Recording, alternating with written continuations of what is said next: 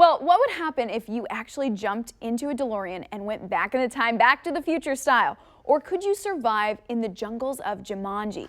Those are the sorts of questions the new series Could You Survive the Movies asks. Host and creator Jake Roper joins us now to give all that insight. So Jake, I have to tell you, this is such a great show concept. It drops today and it doesn't sound like anything else. So what do you have going on in this first episode?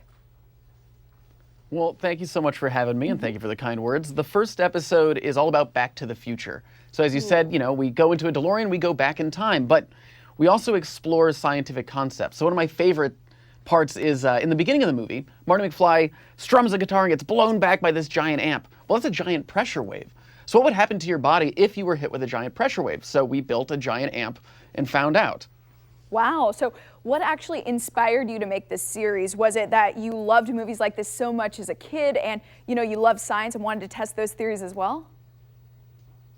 It's a bit of both. A little bit is me being selfish and wanting to go into those movies because I probably never will be in a Back to the Future, but I can recreate it.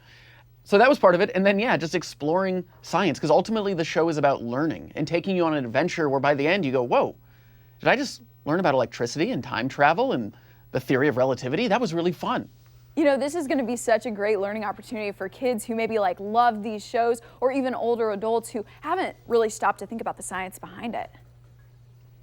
Totally, and that is the goal, that parents, just older people, adults, people with kids, just kids, anybody will watch it and love it and be so excited to learn more.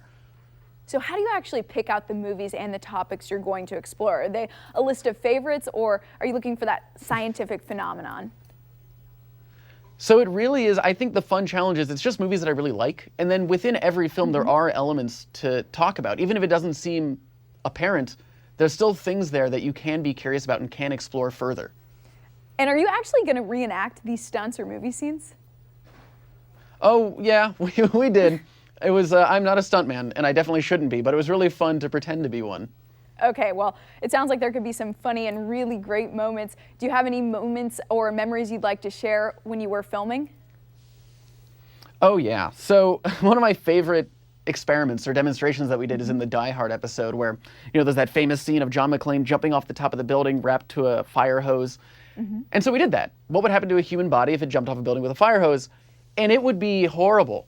But it was so fun to watch and find out why it would be so horrible.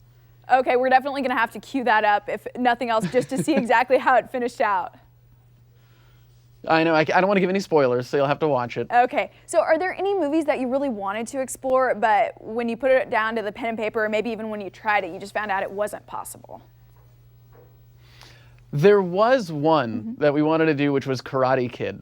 Oh. We thought that would be really fun, but it turns out you could survive it. It was pretty in your face. You could survive like a martial arts fight or chopping through ice blocks, because I did it myself just to test, and it was fine. But maybe for season 2, who knows?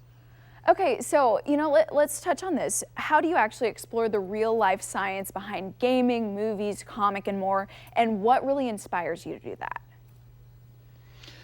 It's all about, for me, it's just that I want to learn more, and that whenever you find out a fact, you always want to share it with people. I think that's just intrinsic in all of us, that we love sharing information. And that's what I want to do. It's about taking these things that we interact with every day, be it a movie or a video game, as you said, and then exploring behind it what makes it possible. Is there science? Is there things that we can share around it?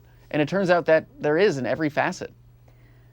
Well, Jake, thank you so much, especially for inspiring a love for science through movies and media.